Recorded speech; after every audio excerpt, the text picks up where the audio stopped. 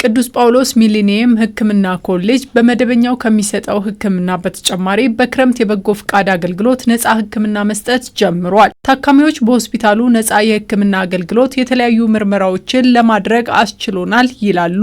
አይነ ትንሽ ለማንበብ ያስቸግረኛል ነበር። እሱም መነጽር አዘዙልኝ፣ አዩኝ።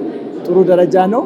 ሌላ አንዳንድ ነገር ሳላስብ ታይቼ ውስጤም ችግር ያለበትም ሰላም ሆነ ሁሉ ነገር አይቻለሁ። ለማየት ደግሞ ሌሎችም እንዲያው ራሳቸው እንዲመረምሩት በተለይ በዚህ ሰዓት ሰው በየጊዜ ራሱ ቢያይ ወሳኝ ነው። ምርመራዎች እየተካሄዱ ይገኛሉ። ከነዚህ መካከል እኔ ከታየዋቸው የአይን ምርመራ፣ የደም፣ የላብራቶሪ ምርመራ፣ ኤክስሬይ ምርመራ ተከታትያለሁ። ጥሩ እንቅስቃሴዎች እየታዩ ይገኛሉ። እንዲህ ያለው አገልግሎት አቅም ለሌለው ሁሉ ትልቅ ትርጉም ያለውና ቀድሞ ተመርምሮ የጤናውን ሁኔታ እንዲያውቅ የሚያግዝ እንደሆነም ያነሳሉ።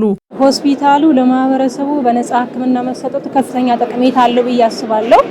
ለምሳሌ ከገንዘብ ከወጭ እንዲቆጠብ ያደርጋል ብዬ አስባለሁ። ይህን የነፃ ሕክምና ሌሎች ሰዎች ቢከታተሉና ተከታትለው ይህን አገልግሎት ተጠቃሚ ቢያደርጉ የተሻለ ነው ብዬ ገምታለሁ።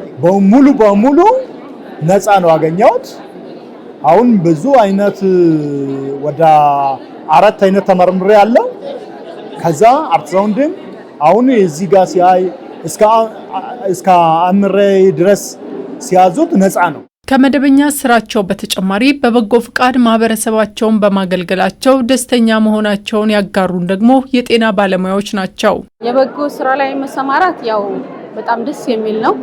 ሁሉ ጊዜ ለሰው ጤና የሚሰጥ ጤና ባለሙያ ሁሉ ጊዜ ደስተኛ ነው። እንደዚህ ነፃ ኑና ታከሙልን፣ ኑና ምርመራ አድርጉ፣ ጤናችሁን ጠብቁ ስንል ደግሞ በጣም ደስ ብሎን ደስተኞች ነን በመካፈላችን። ይሄንን አንደኛ አቅሙ የሌላቸው ማህበረሰብ ክፍል አገልግሎቱ እንዲያገኝ ያደርጋል።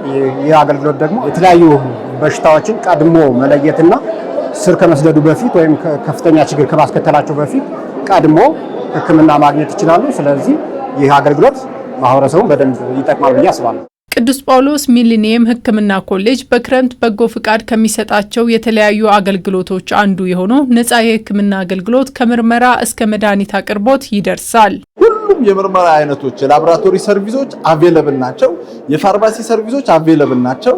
ከኢሜጂንግ አንጻር የአልትራሳውንድ፣ የኤክስሬይ፣ የኤምአርአይ እና የሲቲ ስካን ፓኬጆች ያሉበት መርሃ ግብር ስለሆነ ሁሉንም ማህበረሰብ በሚፈልገው ልክ ማገልገል ያቀደ ያንንም ደግሞ ለማሳካት ከራሱ ከውስጥ ካለው አገልግሎት በተጨማሪ በዚህ በጤናው ዘርፍ በከተማችን ያሉ አጋር አካላት ጋር በመሆን እነዚህን ሰፋፊ ፓኬጆችን በመያዝ ማህበረሰቡን ለማገልገል ተነስቷል ማለት ነው። እንደ ቅዱስ ጳውሎስ በደም ልገሳ እስከ 200 ዩኒት ደም መሰብሰብ የበጎ ዓላማ አካልም ሲሆን ለቀዶ ሕክምና ወረፋ የሚጠባበቁ ከ600 በላይ ታካሚዎች ተለይተው ነፃ የሕክምና አገልግሎት እንዲያገኙ ለማድረግም ታቅዷል። የበጎ ፍቃድ አገልግሎት እንግዲህ ክረምቱ ሙሉ የምናከናውነው ነው። በየምዕራፉ የተለያዩ ተግባራትን እያከናወነ ይገኛል።